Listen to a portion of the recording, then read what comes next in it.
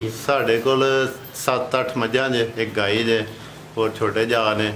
ਉਹ ਇਹ ਸਾਰੇ ਜਾਨਵਰ ਸਾਲ ਦੇ ਵਿੱਚ 1-2 ਜਾਨਵਰ ਪਲ ਜਾਂਦਾ, ਤਿਆਰ ਹੋ ਜਾਂਦਾ। ਹੋਰ ਦੁੱਧ ਸ਼ੁੱਧ ਜਿਹੜਾ ਉਹ ਕੋਈ ਲੱਖ ਰੁਪਏ ਦਾ ਹੋ ਜਾਂਦਾ ਵੇ ਦੁੱਧ। ਕੰਮ ਆਸਤਾ ਆਸਤਾ ਸ਼ੁਰੂ ਕਰਨ, ਮੱਝਾਂ ਖਾਂਗੜ ਮੱਝਾਂ ਲੈਣ ਜ਼ਿਆਦਾ ਫਾਇਦੇਮੰਦ ਨੇ।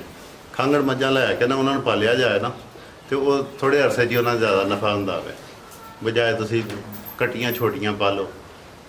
अस्सलाम वालेकुम। वालेकुम सलाम जी। सर की हाल है? खैरियत, आप सुनाएं? अल्लाह का शुक्र। जनाब दा की नाम है? मोहम्मद आरफ। सर तुसी किन्ने अरसे तू जानवरां दा काम करदे हो पे? ਅਸੀਂ ਕੋ 30-35 ਸਾਲ ਤੋਂ ਕਰ ਰਹੇ ਨੇ। माशाअल्लाह 30-35 साल दा तजर्बा कैसा रहा है? काम नू किंज शुरू कीता है ते ए काम तुसी सर कैसा महसूस कीता है? बेहतरीन काम है जनाब, बंदा ध्यान नाल करे ते ਇਹਦੇ ਚ ਨਫਾ ਹੀ ਨਫਾ ਹੋਵੇ। माशाअल्लाह। ते तुसी सारा काम तो मुतमिन हो? हाँ जी।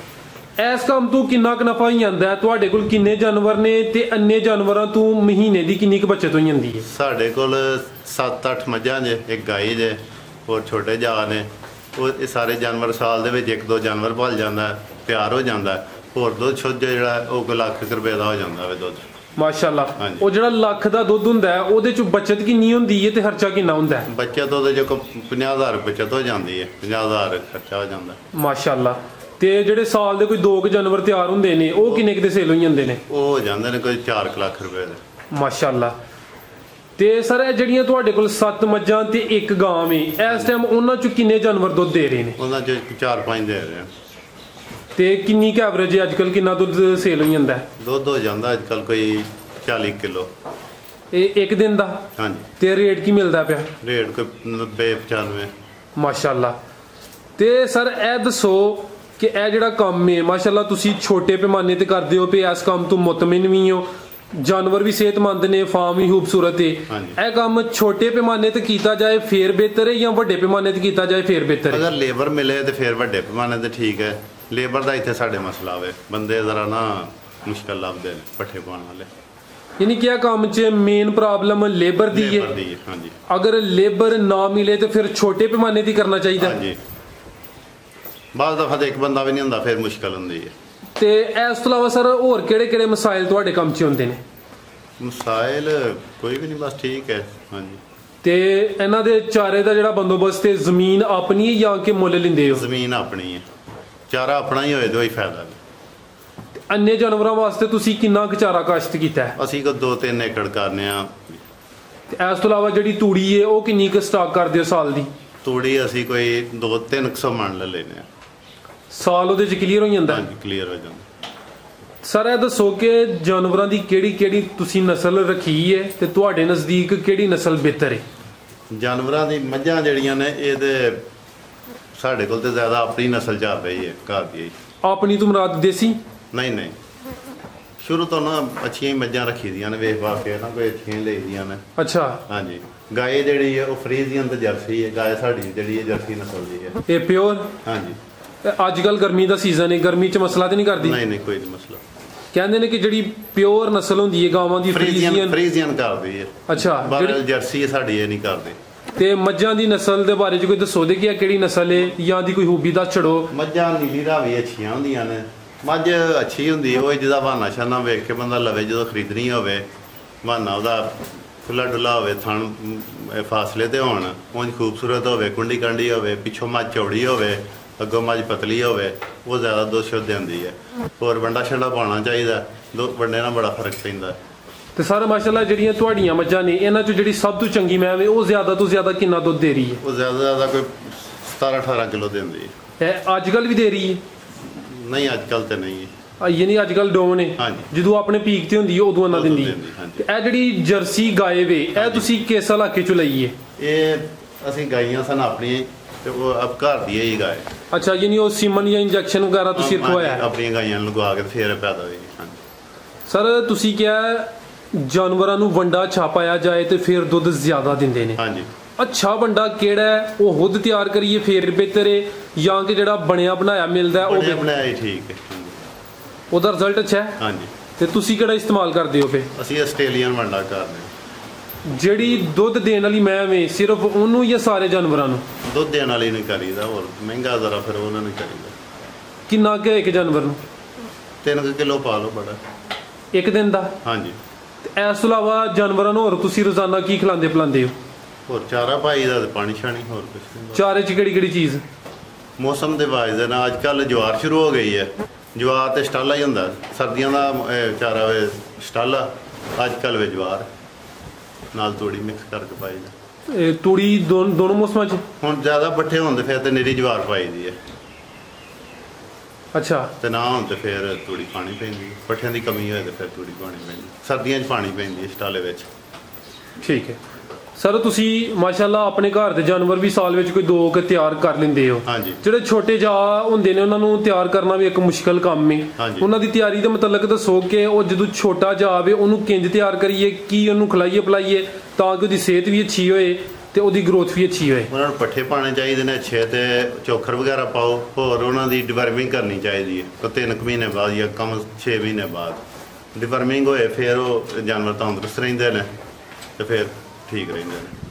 ਤੇ ਦੁੱਧ ਉਹਨਾਂ ਨੂੰ ਕਿੰਨੇ ਮਹੀਨੇ ਪਿਲਾਉਂਦੇ ਹੋ? ਦੁੱਧ ਅਸੀਂ ਜਿੰਨੀ ਦੇਰ ਮੱਝ ਮਿਲਦੀ ਰਹਿੰਦੀ ਉਨੀ ਦੇਰ ਪਿਲਾਉਂਦੇ ਹੀ ਰਹਿੰਦੇ ਹਾਂ। ਤੇ ਕੀ ਕੋਈ ਦੁੱਧ ਦੀ ਰੇਸ਼ੋ ਰੱਖਦੇ ਹੋ ਸ਼ੁਰੂ 'ਚ ਜ਼ਿਆਦਾ ਜਾਂ ਕਮ? ਸ਼ੁਰੂ 'ਚ ਅਗਲਾ ਪਿਛਲਾ ਥਣ ਅੱਧਾ ਦੁੱਧ ਛੱਡੀਦਾ, ਫਿਰ ਬਾਅਦ 'ਚ ਅਗਲੇ ਥਣ ਕਰ ਦਈਦੇ ਨੇ। 3 ਮਹੀਨੇ ਬਾਅਦ ਅਗਲੇ 2 ਥਣ ਪਿਲਾਈ ਦੇ। ਤੇ ਜਿਹੜਾ ਇਹਨਾਂ ਦਾ ਵੰਡਾ ਹੁੰਦਾ ਹੈ ਉਹ ਕੋਈ ਅਲੱਗ ਹੈ ਜਾਂ ਕਿ ਜਿਹੜਾ ਦੁੱਧ ਦੇਣ ਵਾਲਿਆਂ ਵਾਸਤੇ ਵੇ ਉਹ ਹੀ ਹੈ? ਨਹੀਂ, ਇਹਨਾਂ ਨੂੰ ਚੋਖਰ, ਜਿਹੜਾ ਚੋਖਰ ਹੁੰਦਾ ਨਾ, ਚੋਖਰ ਅੱਛਾ ਹੈ ਨਾ ਵਾਸਤੇ? ਹਾਂਜੀ, ਉਹ ਥੋੜਾ ਪਾ ਦਿਓ। ਠੀਕ ਹੈ। ਤੇ ਜਿਹੜੀ ਮੈਂ ਦੁੱਧ ਕੰਮ ਦਿੰਦੀ ਏ ਉਹਦਾ ਵੀ ਕੋਈ ਹੱਲ ਹੈ ਜੇ? ਉਹਨਾਂ ਦਾ ਨਹੀਂ, ਉਹਨਾਂ ਦਾ ਕੀ ਹੱਲ? ਨਹੀਂ, ਉਹਨੂੰ ਫਿਰ ਜਿਹੜੀ ਦੁੱਧ ਕੰਮ ਦਿੰਦੀ ਹੈ ਉਹਦੀ ਕੋਈ ਖੁਰਾਕ 'ਚ ਕਮੀ ਪੇਸ਼ੀ ਕੀਤੀ ਜਾਏ ਜਾਂ ਕਿ ਉਹਦਾ ਕੋਈ ਇਲਾਜ ਕੀਤਾ ਜਾਏ? ਉਹਨੂੰ ਖੁਰਾਕ ਖਰੂਕ ਅੱਛੀ ਦਿੱਤੀ ਜਾਏ। ਹਾਂਜੀ, ਇਲਾਜ ਵੀ ਕੀਤਾ ਜਾਏ। ਅੱਛਾ, ਯਾਨੀ ਕਿ ਮੇਨ ਵਿੱਚ ਖੁਰਾਕ ਦਾ ਹੀ ਰੋਲ ਹੈ। ਹਾਂਜੀ। ਠੀਕ ਹੈ। ਤੇ ਇਸ ਤੋਂ ਇਲਾਵਾ ਸਰ ਜਾਨਵਰਾਂ ਨੂੰ ਕੋਈ ਬਿਮਾਰੀ ਵਗੈਰਾ ਵੀ ਹੁੰਦੀ ਜੇ? ਹਾਂਜੀ। ਉਹਨਾਂ ਦੇ ਕੋਈ ਦੇਸੀ ਇਲਾਜ ਕਰਦੇ? ਟੀਕੇ ਲਵਾਉਂਦੇ ਰਹੀਦਾ। ਕਿੰਨੇ ਅਰਸੇ ਬਾਅਦ? 2-4 ਮਹੀਨੇ ਬਾਅਦ, ਜਦੋਂ ਵੀ ਮੌਸਮ ਹੁੰਦਾ ਡਾਕਟਰ ਸਾਹਿਬ ਆ ਕੇ ਲਾ ਜਾਂਦੇ ਨੇ। ਠੀਕ ਹੈ। ਹਾਂਜੀ। ਤੇ ਕੋਈ ਮਿਰਚ ਮਸਾਲਾ ਵੀ ਇਹਨਾਂ ਨੂੰ ਦਿੰਦੇ ਹੋ? ਹਾਂਜੀ, ਉਹ ਵੀ ਦਿੰਦੇ ਰਹੀਦਾ। ਖੁਦ ਤਿਆਰ ਕੀਤਾ ਹੈ? ਹਾਂਜੀ, ਬਸ ਮਿਰਚਾਂ ਤੇ ਪਿਆਜ਼ ਤੇ 2-3 ਚੀਜ਼ਾਂ ਸਾਦੀਆਂ ਦੇ ਦਿੰਦੀਆਂ।